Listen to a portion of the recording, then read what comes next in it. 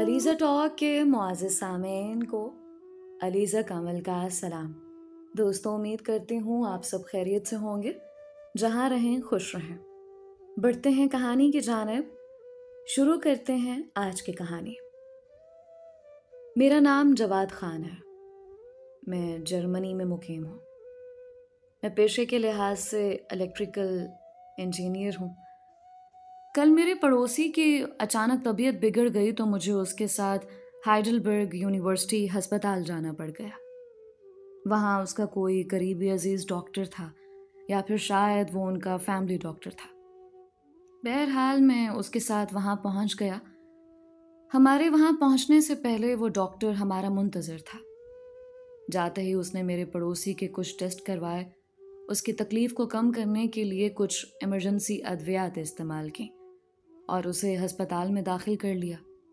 میں اپنے پڑوسی کے قریب بیٹھ گیا تو اس نے مجھے فارغ بیٹھا دیکھا تو اپنے اس دوست ڈاکٹر سے میرا تعارف کروایا اور پھر اسے ریکویسٹ کی کہ مجھے ہسپتال کا وزٹ کروا دے۔ تو اس وقت ڈاکٹر کو مریضوں کے وارڈ کا دورہ بھی کرنا تھا۔ اس نے مجھے اپنے ساتھ لیا اور متعلقہ وارڈ میں چلا گیا۔ وہاں وہ باری باری تمام مریضوں کی رپورٹس دیکھتا گیا، ان کی طبیعت کے متعلق پوچھتا گیا اور ان کا تفصیلی معائنہ بھی کرتا گیا۔ اسی دوران ہم لوگ ایک مریض کے پاس پہنچے جو شکل اور لب و لہجے سے پاکستانی لگ رہا تھا۔ گو کہ اس نے ڈاکٹر سے بات ٹھیک جرمن لہجے میں کی، لیکن جب میں نے اس کو اردو میں مخاطب کیا تو اس نے میرے سوال کا جواب اردو میں دیا۔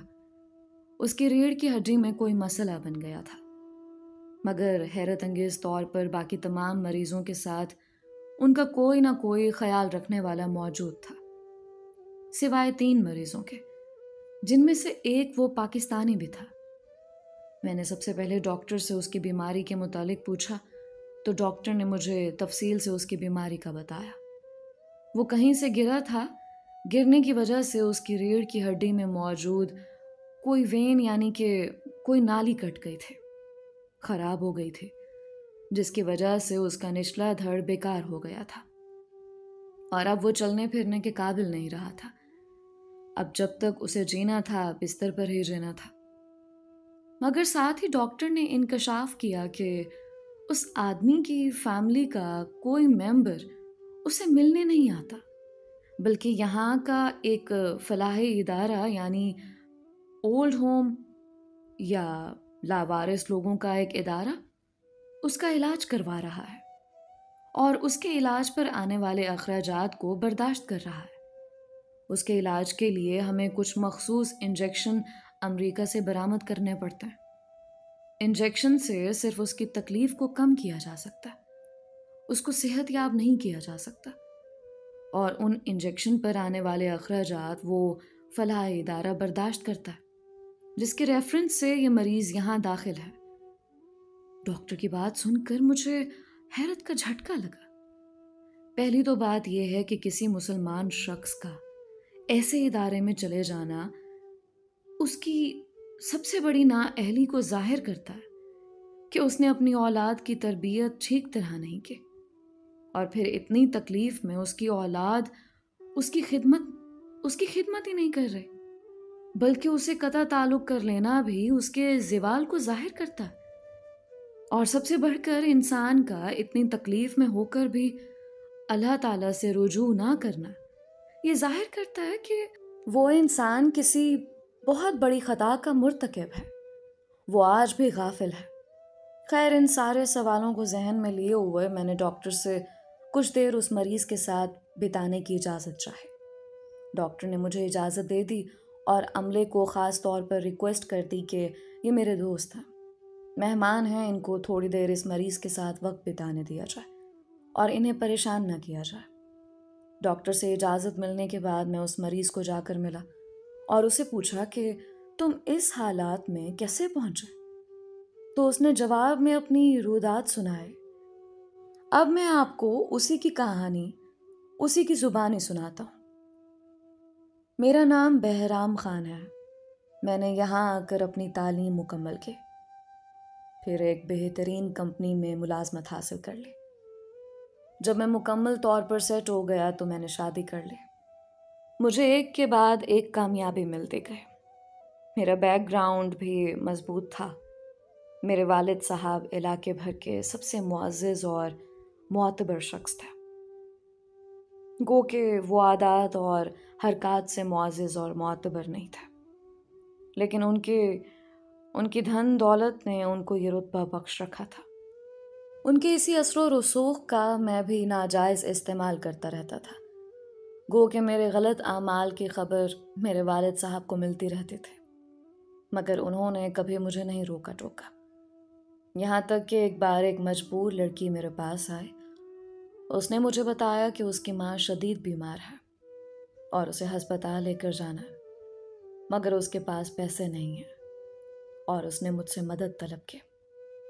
میں نے مدد کے بدلے میں اس سے اس کا جسم طلب کیا۔ اس نے میری بات کو رد کر دیا اور وہاں سے چلے گئے۔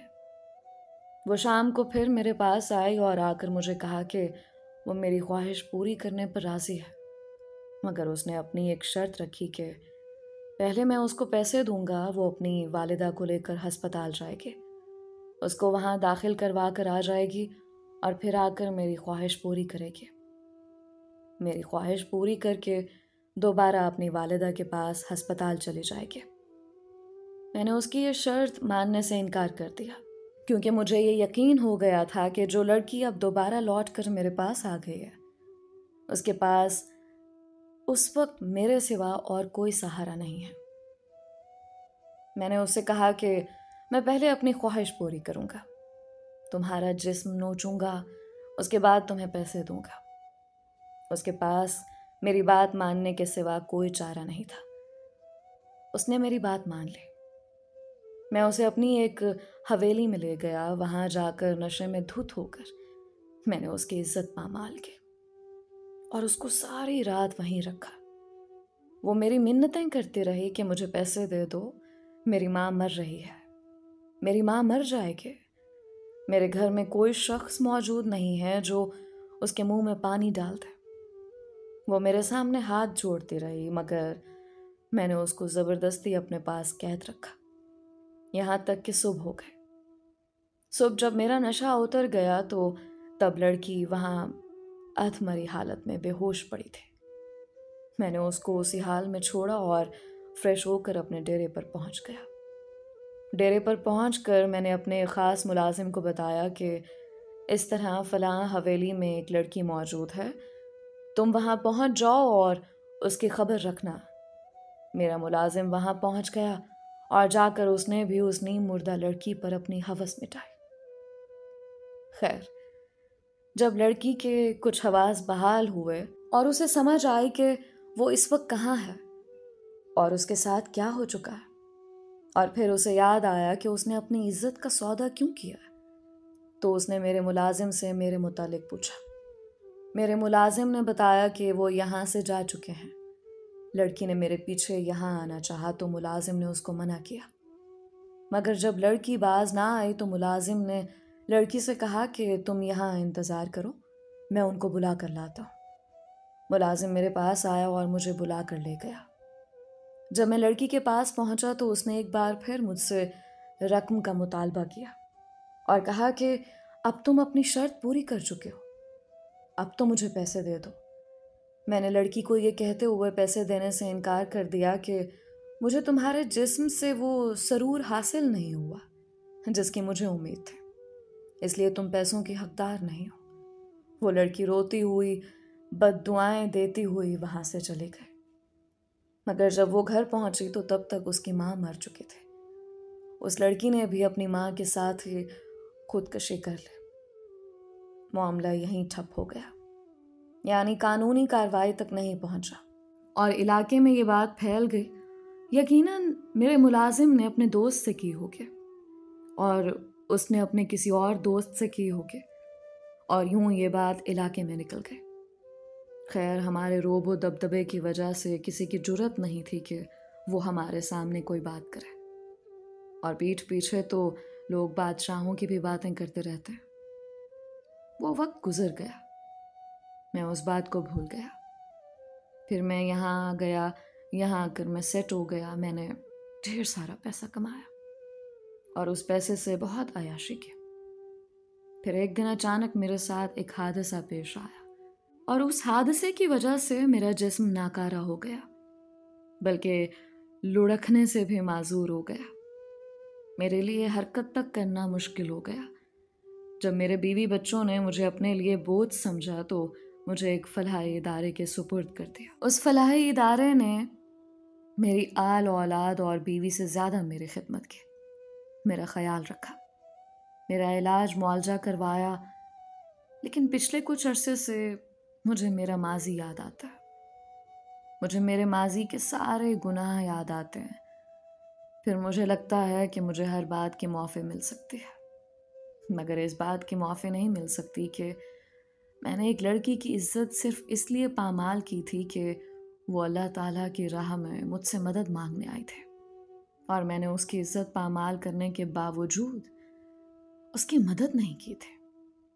شاید میں اس تکلیف میں دو چار بھی اس وجہ سے ہوں کہ کیونکہ وہ لڑکی مجھے کہتی رہی تھی کہ میرے گھر میں میری ماں بیمار ہے، وہ مر جائے گی، میرے گھر میں اس سے پانی دینے والا بھی کوئی نہیں ہے۔ شاید جس اذیت سے اس کی ماں اور وہ لڑکی مری تھے، مجھے بھی اسی اذیت سے مرنا ہوگا۔ اس شخص کی بات جاری تھی کہ مجھے بلاوا آ گیا۔ میں نے بہرام خان سے اجازت چاہی۔ بہرام خان نے مجھے کہا کہ تھوڑی دیر بیٹھو، میرے ساتھ وقت گزارو، میری بات تو پوری سن لو۔ میں نے اسے اپنی مجبوری کا بتایا اور کہا کہ میں یہاں کسی مریض کے ساتھ آیا ہوں، میں کوشش کروں گا پھر کسی دن آؤں اور تمہاری رودات سنوں۔ مگر حقیقت یہ تھی کہ مجھ میں اتنا حوصلہ ہی نہیں تھا کہ میں اس کا اتنا بڑا ظلم سن سکتا۔ پہلے مجھے اس کی حالت دیکھ کر ترس آیا تھا، مگر اب مجھے ایسا لگا کہ وہ جن حالات سے گزر رہا ہے، یہ حالات اس کا مکافات عمل ہے۔ اس کا ماضی جس طرح اس کے مظالم سے کندہ ہے، اس حساب سے دیکھا جائے تو اس وقت جس مکافات عمل کا شکار ہے، یہ بھی سزا اس کے لیے کم ہے۔ خیر، میں واپس اپنے پڑوسی کے پاس آیا۔ اس کی صحت بحال ہو چکی تھی، اس کی رپورٹس آ چکی تھیں، کوئی خطرے والی بات نہیں تھی۔ ڈاکٹر نے ہمیں کچھ ادویات دیں اور گھر جانے کی اجازت دے دی۔ ساتھ ہی اس نے 15 دن بعد دوبارہ ہسپتال آنے کا کہا۔ میں جاتے ہوئے انتہائی پریشان تھا۔ یہ بات میرے اس پڑوسی نے بھی محسوس کی تھی جس کے ساتھ میں آیا ہوا تھا۔ اس نے میری پریشانی کی وجہ جاننے کی کوشش کی، مگر میں اسے ٹال گیا۔ البتہ اس دن سے لے کر آج تک میں اس شخص کی تکلیف کو نہیں بھولا اور دوبارہ کبھی اسے ملنے کی کوشش نہیں کی۔ مجھے لگتا ہے کہ میں اس کی زبان سے یہ اس کے مظالم سن کر بھی گنہگار ہو رہا ہوں۔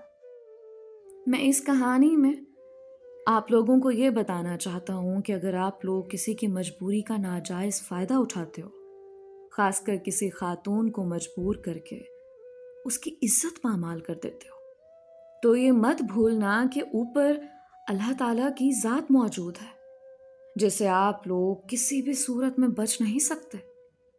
ایک نہ ایک دن آپ کو مکافات عمل سے گزرنا ہے۔ آپ بھی یوں بستر مرگ پر پڑے ہوں گے، موت کی دعا کریں گے، مگر آپ کو موت نہیں آئے گی۔ اللہ تعالیٰ ہم سب کو اپنے حفظ و امان میں رکھے اور ہم کو ہدایت نصیب فرمائے، آمین۔ دوستو، یہ تھی آج کی سبق آموز کہانی۔ ویسے ہماری کہانیوں میں ایک بہت ہی اچھا میسج ہوتا ہے، لیکن اس کہانی کو شیئر کرنے کا مقصد یہ تھا کہ کسی کا بھی ناجائز فائدہ اٹھانے سے پہلے ہم تھوڑا سا اپنے انجام اور آخرت کے بارے میں سوچ لیں۔ ہمیں نہیں پتا کہ آج اگر ہم اکڑ اور غرور سے چل رہے ہیں، کل کو یہ پیسہ، یہ دولت، یہ صحت ہمارے کسی کام کی نہ رہے۔ اس لیے کوشش کیجئے کہ کسی کا ناجائز فائدہ مت اٹھائیں۔ امید کرتی ہوں اس کہانی سے آپ نے کافی کچھ سیکھا ہوگا۔ آپ سب کے پیار اور سپورٹ کا بے حد شکریہ۔ آج کا اسپیشل تھینکس مسٹر رانا وقاص کا جن کا تعلق لاہور پاکستان سے ہے، اور مسٹر رضوان کا جو کہ کینیڈا سے بلانگ کرتے ہیں۔ اگر آپ نے ابھی تک ہمارے چینل کو سبسکرائب نہیں کیا تو ابھی سبسکرائب کر لیں، کیونکہ اسی سے ہمیں موٹیویشن ملتی ہے۔ ملتے ہیں ایک اور نئی اور منفرد کہانی کے ساتھ۔ مجھے اپنی دعاؤں میں یاد رکھیں، اپنا اور اپنوں کا بہت خیال رکھیں۔ علیزہ کمل کو اجازت دیجیے۔ اللہ ہم سب کا حامی و ناصر رہے۔